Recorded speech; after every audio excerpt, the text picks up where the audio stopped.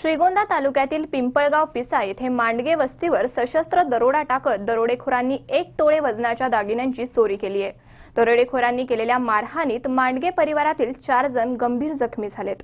श्रीगोंदा तालुक्यातील पिंपळगाव पिसा येथे सोमवारी पहाटे 3च्या सुमारास 7 ते 8 दरोडेखोरांच्या टोळीने मांडगे वस्तीवर सशस्त्र दरोडा टाकत 1 तोळे वजनाच्या सोन्याच्या दागिन्यांची चोरी केली आहे। दरोडेखोरांनी केलेल्या मारहाणीत दत्तात्रय तुकाराम मांडगे वय 55, शिवाजी तुकाराम मांडगे वय 60, रखमाबाई तुकाराम मांडगे वय 85, ताराबाई शिवाजी मांडगे वय 55 हे चौघे गंभीर जखमी झाले असून त्यांच्यावर नगर येथील खासगी रुग्णालयात उपचार सुरू आहेत।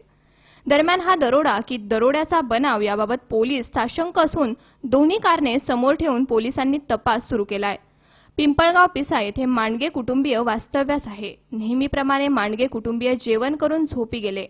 पहाटे 3च्या सुमारास दरोडेखोरांनी मांडगे यांच्या शेजारी राहणाऱ्या अंबादास गायकवाड यांना चाकूचा धाक दाखवत सोबत घेतले।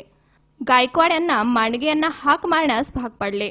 हाक नाही मारलीस तर गळा चिरून तुझा खून करू अशी धमकी दिल्याने अंबादास गायकवाड यांनी मांडगे यांना हाक मारत दरवाजा उघडायला सांगितला।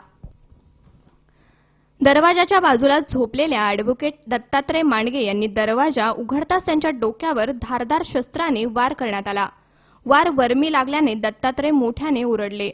दरोडेखोरांनी केलेल्या मारहाणीत दत्तात्रय यांच्या डोक्याच्या पाठीमागच्या बाजूला गंभीर इजा झाली आहे। त्याचबरोबर त्यांचा उजवा हात मोडलाय।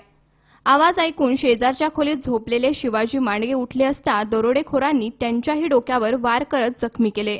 शिवाजी यांचाही दरोडेखोरांनी केलेल्या मारहाणीत हात मोडलाय। बाजूला झोपलेल्या रखमाबाई मांडगे यांना केलेल्या मारहाणीत उजवा हात मोडला। ताराबाई मांडगे यांच्या कानातील सोन्याचे दागिने काढताना त्यांचा उजवा कान तुटलाय।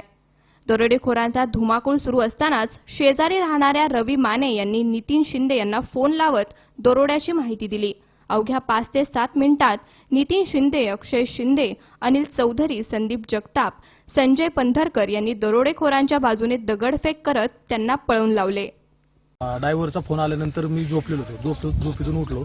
ड्रायव्हरचा फोन झाल्यानंतर इथं आल्यानंतर ड्रायव्हरच्या बाहेरून कडी लावलेली होती। ड्रायव्हर आरडाओरडा करीत होता। आरडाओरडा करीत असताना काय झालं की इथं आल्यावर चोर इथं होते पलीकडल्या घरी त्यांनी डायरेक्ट हाणमार चालू केली होती। आम्ही आल्यानंतर ती कमीत कमी 7-8 जण होतो। आम्ही 5-6 लोक होतो। त्यानंतर आम्ही दगडफेक केली। ती काय आम्हाला म्हणजे ठेपत नव्हती, तर त्यांनी तिथं वार चालू केले। हाणामारी चालू केल्यानंतर मग आम्ही दगडफेक केल्यानंतर ती काय तरी पळत नव्हती एकाकी। मग आम्ही काय केलं, दगडफेक आणखी तीव्रतेने आम्ही केलं आणि त्यांनी त्यांचा जमा वाढला। नंतर मग ती घराच्या उजव्या साईडने डाव्या साईडने पलीकडे गेली। मी ज्या टाइम आम्ही तिथे गेलो, एक जण बाहेर दरवाजात पडलेला होता, रक्त असं डोकं फुटलेलं होतं।